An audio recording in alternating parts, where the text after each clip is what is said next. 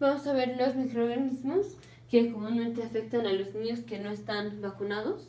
Los vamos a dividir por manifestaciones dermatológicas, neurológicas y respiratorias.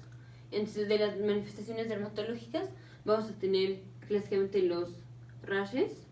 Aquí vamos a tener, por ejemplo, supongamos que un paciente que no está vacunado se presenta con un rash. Aquí voy a poner un rash que empieza de manera cefálica y se esparce a las extremidades superiores e inferiores y al tronco. Aquí nada más así, el diagnóstico diferencial.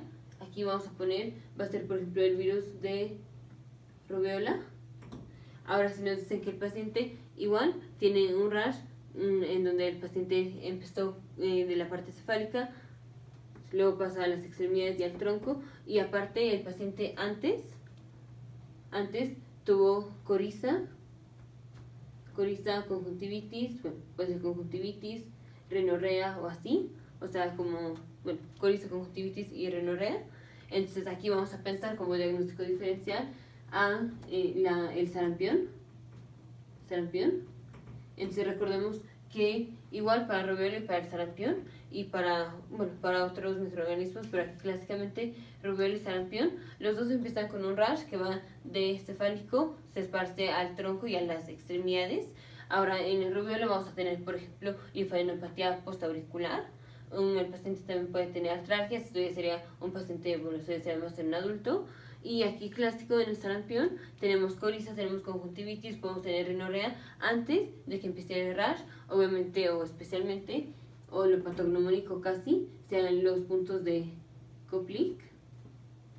Eso sí es casi patognomónico para decir que el paciente tiene sarampión. Luego vamos con las manifestaciones neurológicas. En las manifestaciones neurológicas supongamos que llega un paciente con meningitis. Ahora digamos que el paciente con meningitis la obtuvo a través de que está colonizado con un microorganismo en la nariz. O sea, si el paciente tiene un microorganismo en la nariz y de ese microorganismo o por ese microorganismo tiene la meningitis, el microorganismo que está colonizando la nariz, vamos a pensar que es Haemophilus influenza tipo B o type 1. Ahora sí, nos dicen que el paciente tiene una meningitis y después de la meningitis el paciente desarrolla una parálisis. Entonces vamos a pensar que la meningitis fue una meningitis aséptica. Recordemos que las meningitis asépticas en general son por virus, por viruses. Aquí vamos a estar pensando específicamente en el virus de la polio. El virus de la polio puede dar una meningitis y obviamente puede ser que el paciente quede paralítico. Entonces un paciente que tiene meningitis y después de la meningitis queda paralítico, pensamos que la meningitis fue por el virus del polio o de la polio. Luego si tenemos un paciente con meningitis, y tiene un rash, no sería tan un rash, tiene petequias, por ejemplo, en las extremidades inferiores, en las piernas, y por ejemplo está mental alterado así. Ahora vamos a pensar que la meningitis fue por Neisseria meningitidis. Esto va a ser porque clásicamente la meningitis por Neisseria meningitidis puede hacer unas petequias en las extremidades inferiores y aparte el paciente puede tener destrucción de las glándulas suprarrenales que se va a presentar como si fuera una Addison, pero no es una Addison porque no es destrucción autoinmune. Aquí es destrucción por colonización con Neisseria meningitidis y este es el síndrome de Waterhouse-Friderichsen. El paciente tiene hemorragia de las glándulas suprarrenales, entonces el paciente no va a tener cortisol, no va a tener esteroides sexuales, no va a tener aldosterona, entonces el paciente se va a presentar con una hipotensión severa. Luego vamos con las infecciones respiratorias. Neurológico, si el paciente se presenta con tétanos, aquí esto va a ser por el microorganismo, va a ser Clostridium tetani, y esto va a ser en general porque el paciente se pique con algo que esté contaminado, ya sea por ejemplo con un alfiler o con un clavo o así, y pues esto se va a presentar con los síntomas de la tetania. El paciente va a estar todo contraído, va a tener el opistótonos. Este es que el paciente hace una curvatura con la espalda, en lugar de estar así recto, está así como un arco. Luego tenemos, por ejemplo, que la mandíbula la tiene cerrada, puede tener contracción de los párpados, puede tener contracción de los músculos de la cara, donde el paciente parece que está sonriendo, pero bueno, esto va a ser como contracción de todos los músculos.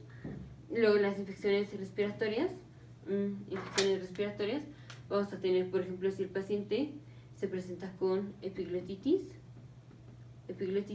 vamos a pensar en el microorganismo más común que hace epiglotitis en los niños no vacunados, bueno, y generalmente todos los niños, pero especialmente en los niños no vacunados, va a ser Haemophilus influenza, y este se va a presentar como un paciente que tiene obviamente dificultad respiratoria, va a tener, puede estar salivando porque tiene obstrucción de la vía aérea, entonces ni puede respirar ni puede tragar la saliva, tiene obstrucción, entonces puede estar salivando, dificultad respiratoria. También se va a presentar como el paciente va a tener el cuello en ligera extensión, y va a estar en posición de cuclillas.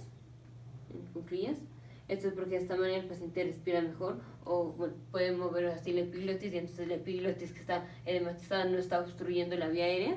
Entonces esto es clásico: dificultad respiratoria, salivación, hiperextensión, un poquito de extensión del cuello, y que esté en cuclillas. Esto es clásico para la epiglotitis, que generalmente es por Haemophilus influenza. Luego tenemos, por ejemplo, el coqueluche. Esto se va a presentar como un paciente que está tosiendo, y al final de, varias veces después de que tose puede tener vómito. Esto va a ser por la bacteria Bordetella pertussis.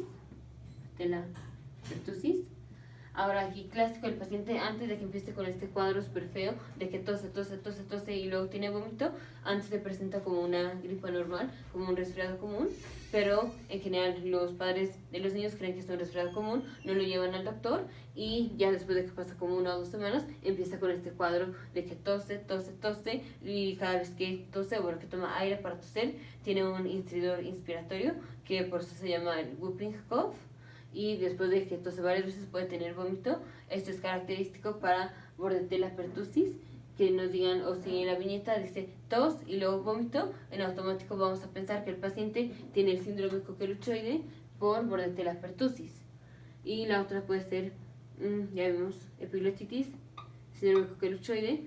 Ahora vamos a ver si nos dicen que el paciente tiene faringitis, o viene el paciente con toda la sintomatología de faringitis, y el paciente tiene pseudomembranas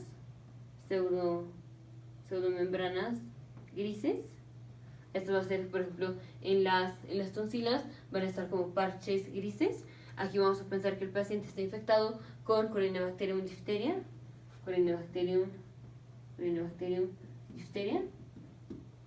Y complicación de Corynebacterium diphtheria puede ser miocarditis o neuropatía periférica. Entonces, así están, esas son las manifestaciones, las enfermedades con las que se puede presentar el paciente que no está vacunado. Aquí están los microorganismos más comunes, y aquí están como las cosas características clásicas. Si tenemos un paciente que no está vacunado y tiene un rash que empezó cefálico y luego va al tronco y a las extremidades, y tiene, por ejemplo, linfadenopatía postauricular, entonces tiene rubiola.